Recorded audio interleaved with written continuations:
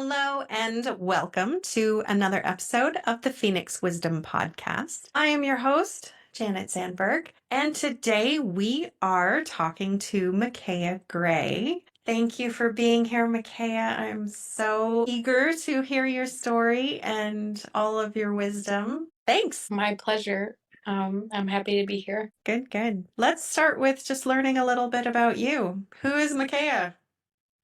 Yeah, so I am a Christian. I'm a wife, a mother, podcast host of the Reviving Christian Families podcast, and I'm in the process of getting certified as a life coach right now. Woohoo! Amazing. I love that. So things sound like they're going pretty well right now, but obviously they haven't always, or you wouldn't be here. So let's go back to the beginning of this story and tell us what was going on in your life when you were experiencing suicidal ideation. Yeah, so I was probably around 14-ish, maybe give or take a year, but I was in those rough teen years where things are kind of already hard without any added circumstances, but then I also had added circumstances on top of that. So I was already kind of battling mental health stuff just from my childhood because I had parents who were unstable. They had drug and alcohol problems, and we were taken away from them when I was around 5. Oh, And me and my gosh. sister went through foster care for 2 years, and then we were adopted. So was already kind of dealing with all that. Yeah, that's a lot. And yeah, it was. I feel like we never really got, like, I feel like there almost should have been like an exit procedure, like therapy, walking us through everything that happened. And we didn't really get any of that. I didn't go to therapy until much, much later, like, and probably around that 14 mark, maybe a little younger, is when I had like my first therapist. And even then, I still struggled. Like, I had extreme trust issues even as a child. Sure. It was hard to open up or to let anybody in, because I pretty much learned at a young age that like other people are bad Yeah. and that you can't trust them. So I was dealing with all that, and then going, trying to go through just normal teenage stuff like adjusting at school and just adjusting like in your body, at home, like all the different areas. Mhm. And I always struggled in like the friend department. Like, I never could connect well with people my age because I always felt like we were just on different maturity levels.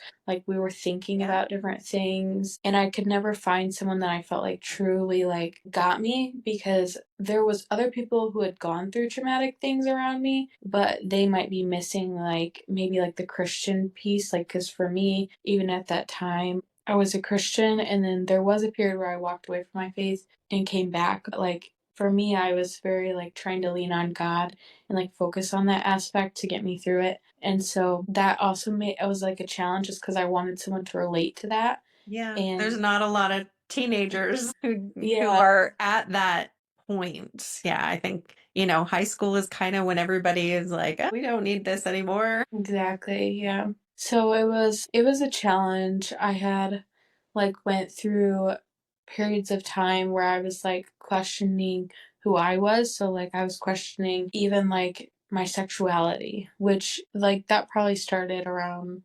13, and I didn't really have anyone to talk to about it. Like, I didn't feel safe enough to talk to my mom about it, and like it was talked about at school, but I wasn't like it wasn't talked about in the sense of like, how do you as a teenager cope through that? And Right. so for me as a Christian, that was challenging for me too, because it didn't align with my faith. And so then I didn't know how my mom would feel about it. And like there were so many things. And Yeah. then that lasted a couple years, and I ended up like I worked through that, and I no longer question that. Like, I'm married now to a man, so like it all ended up working out for me, but it was at that time it was just one of the many things that Yeah. was like heavy on my heart. And I was so confused. Like, I remember just being in a constant state of brain fog. Like, it felt like every time I tried to like see to the other side of what was my life going to look like beyond this, I couldn't see outside of like my 3 feet bubble.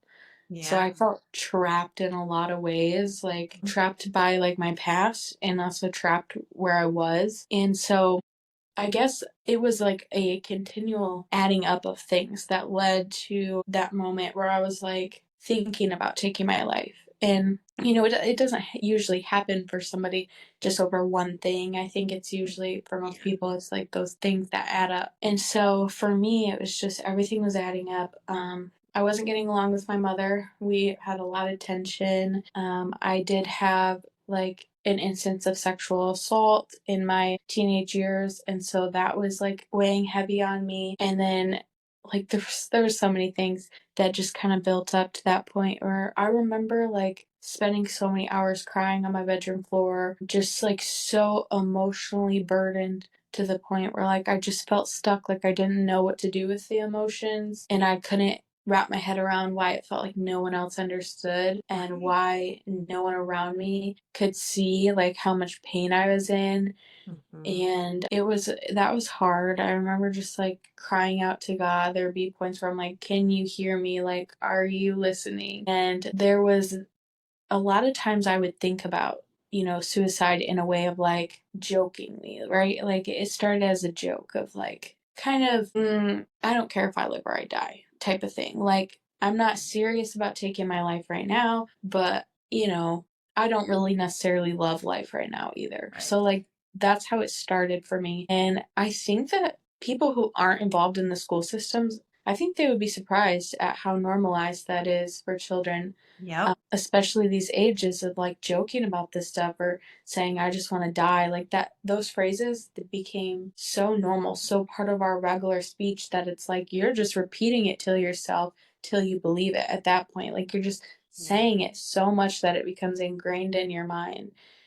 And I think that may have something to do with why we've seen like the rates go up and we've seen like these young kids struggling. I mean, obviously it was a lot of things, right? Like Yeah. technology, social media, traumatic events in your life, feeling alone, like those type of things all add together. But I definitely think like just normalizing it was a big part of it and why it got to the point where I was on the floor one day and I was just crying. And it was the first time that I'd ever thought about suicide that I didn't feel fear of dying. And Mhm. that the fact that I didn't feel fear of dying That's the scary scared part. me. Yeah. Yeah. And all of a sudden I was like, shoot, like something is really wrong here. Like I've never been this low before where I thought about it and it didn't sound terrifying.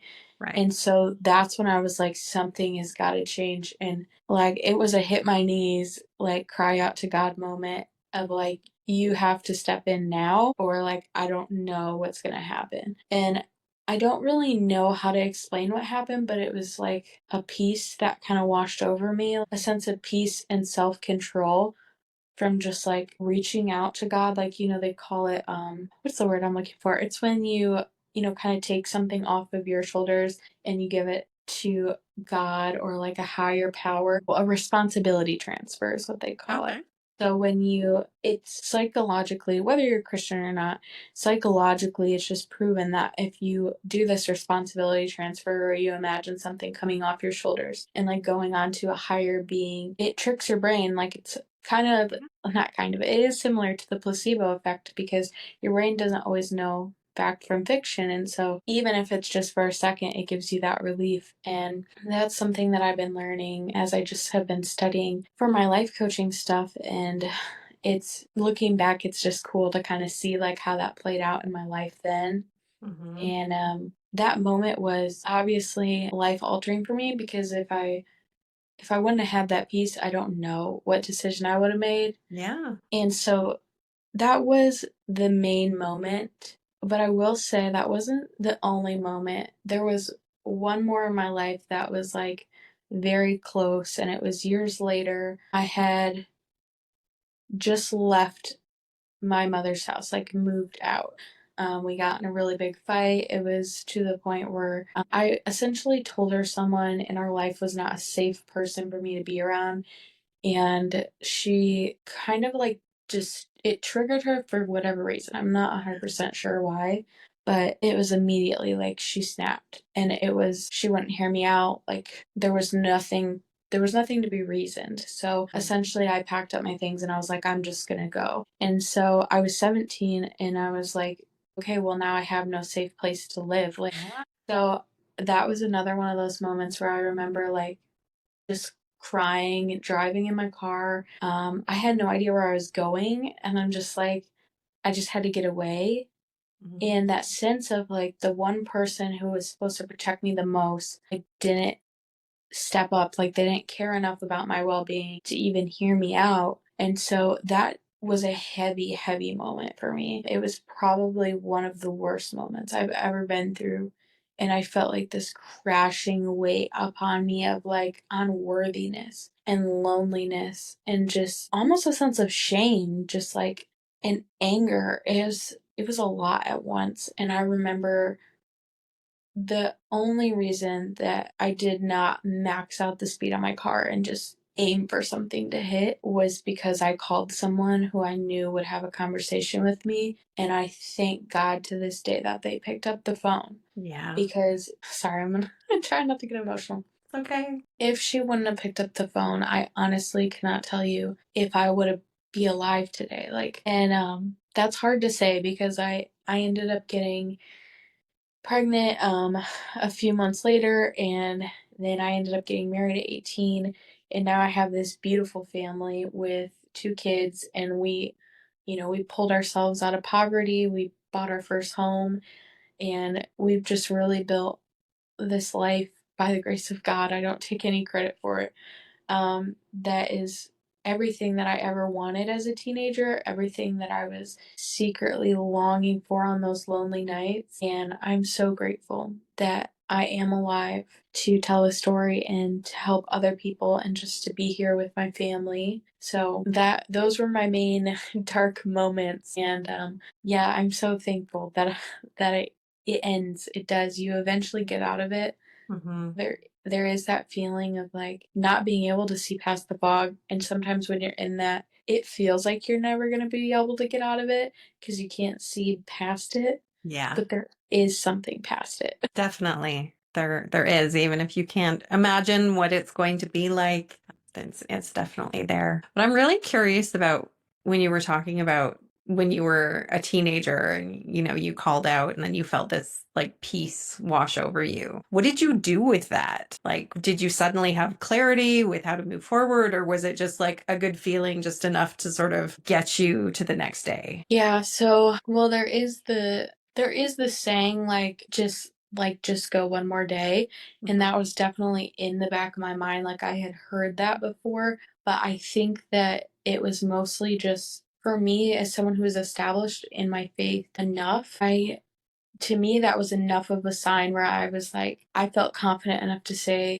that okay, like God is with me. Cuz for me in that moment, I think my biggest hurdle was feeling alone. And so just knowing like I'm not alone right now. Yes, it's not like a physical being with me, but I could still feel like that presence of like there's somebody here who cares. And that was enough to just get me through that moment and realize maybe I don't want my life to be over right now. Maybe I do want to see what comes next. So I think that hopefully answers your question. Yeah, yeah, for sure. Just that feeling and that knowing like I am loved, I am cared for, I'm not alone. Because that's the biggest one of the biggest things is that, when we're feeling that way, we do feel like we're the only person in the world who's ever felt that way and nobody will ever understand. And so, yeah, I can imagine that just having that feeling that okay, even though it's not an actual person, like when you called your friend, which Mhm. was also amazing, like just having the courage to call somebody and be like, I am unwell and, I need help. That